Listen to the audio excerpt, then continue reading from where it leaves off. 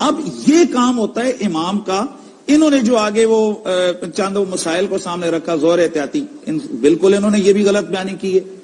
جہاں جمعے کی مکمل شرائط پائی جاتی ہیں شہر کے اندر کون زور احتیاطی پڑتا ہے؟ بالکل غلط بیانی کی ہے. اچھا مطلب یہ ہے کہ مسائل مسلک اگر میرا ہے تو پھر مجھے تشریح کا حق ہے نا. یہ اس طرح یہ چیز غلط نہ بیان.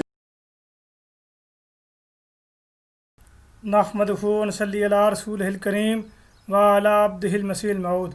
اما بعد فاعوذ باللہ من الشیطان الرجیم بسم اللہ الرحمن الرحیم. سامعین کرام السلام علیکم ورحمۃ اللہ وبرکاتہ. آپ لوگوں نے سنا کہ مفتی حنیف قریشی صاحب یہ بات کر رہے تھے تقلید کے اوپر، اور قاری خلیل الرحمان صاحب نے اس کی مخالف دلیل دی کہ آپ لوگ جو تقلید کرتے ہیں یہ قرآن و سنت سے ثابت نہیں ہے، اور آپ اس معاملے میں تقلید کرتے ہیں جس بارے میں قرآن کی نص موجود ہو. نص کے ہوتے ہوئے قرآن کی آپ تقلید کرتے ہیں، آپ ائمہ اور دوسرے لوگوں کی مانتے ہیں، تو یہ درست نہیں ہے. تو اس کے جواب میں پھر مفتی قاری خلیل الرحمان صاحب نے جب دلیل دی ان کے مسلک سے کہ آپ کے اپنے اکابرین یہ لکھتے آئے ہیں، تو پھر دلیل دے کے اس کے بعد پھر خود اپنی طرف سے وضاحت کی خلیل الرحمان صاحب نے. تو اس وضاحت کے بعد مفتی محمد حنیف قریشی صاحب نے یہ بات بیان کی کہ جب مسلک میرا ہے، عقیدہ میرا ہے، تو وضاحت میں میری ہی چلے گی، میری ہی وضاحت قابل قبول ہوگی. بالکل درست بات ہے. یہ بالکل درست بات ہے کہ جس بندے کا عقیدہ ہوگا، جس بندے کا مسلک ہوگا، اس کو پہلا حق ہے کہ وہ اس کی تشریح کرے، وہ اس کی توضیحات بیان کرے. دوسرے بندے کا حق نہیں ہے کہ وہ اپنی طرف سے بیچ میں لکمن ڈالے یا اپنی طرف سے بیچ میں باتیں بیان کرے. لیکن جب جماعت احمدی کا مسلک، جب جماعت احمدی کی بات آتی ہے، تو پھر جماعت احمدی کی تحریرات سے یہ اپنا الو کیوں سیدھا کرنے کی کوشش کرتے ہیں؟ یہ اپنی تشریحات بیچ میں کیوں گھسیڑتے ہیں؟ یہ عقیدہ ہمارا ہوتا ہے، تحریر ہماری ہوتی ہے، روحانی خزانے سے تحریر نکالتے ہیں، معنی و مفہوم اور تشریحات اپنی کر دیتے ہیں. حالانکہ حضرت مرزا غلام احمد صاحب قادیانی علیہ السلام نے تشریح کی بھی ہوتی ہے، لیکن اس کے باوجود اس تشریح کو، اس تفسیر کو، اس توضیح کو چھپا کے اپنے بیچ میں تشریح اور اپنی تفسیر بیچ میں جڑ دیتے ہیں.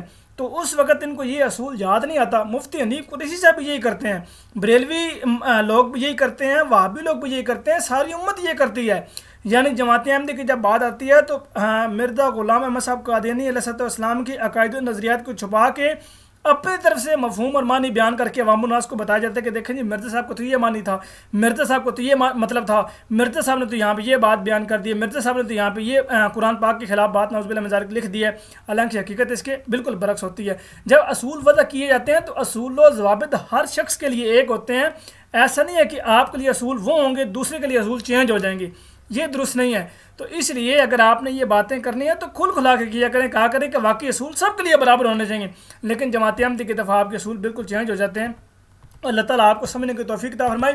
اس کی مثال میں چھوٹی سی آپ کو یہ دیتا ہوں. مثلا اگر فتاوی رضویہ ہو، وہ آپ کے اپنے مسئلے کی کتاب ہے. مثلا یہ بریلویوں کی کتاب ہے فتاوی رضویہ. اگر میں اس میں کوئی تحریر نکال کے اپنی مرضی کا مفہوم نکال دوں اور کہوں گا کہ دیکھیں جی احمد رضا خان بریلوی صاحب کے یہاں پہ یہ معنی تھا، یا اگر میں فتاوی محمودیہ نکال دوں دیوبندیوں کا، اگر میں اس میں کہوں کہ جی وہ محمود صاحب کا اس میں یہ معنی بیان تھا، اس کا یہ معنی تھا، یہ مطلب تھا، اگر میں فتاوی نظریہ نکال لوں اور فتاوی نظریہ میں یہ جو وہابیوں کا ہے یہ نکالوں اور میں کہوں گا جی اس کا یہ معنی ہے، یہاں پہ وہ نذیر حسین دہلوی صاحب نے اس کا یہ معنی بیان کیا ہے، یا اس کا یہ مفہوم ہے، یا اس کا یہ مطلب ہے، یا اس کی یہ تشریح ہے، تو وہ کس قدر خراب، وہ کس قدر عجیب سا بات ہو جائے گی. نہ آپ تشریح قبول کریں گے، نہ آپ کو اس طرح کی بات قبول کریں گے. تو اس لیے جس بندے کا عقیدہ ہو، جس بندے کا مسلک ہو، اسی بندے کی آپ نے تشریح قابل قبول کرنی ہے. تو یہ بالکل ایک آسان اصول ہے. اس اصول کے اوپر کبھی یہ گفتگو نہیں کرتے. اللہ تعالیٰ ان لوگوں کو ہدایت دے. وما علینا الا البلاغ المبین. السلام علیکم ورحمۃ اللہ وبرکاتہ.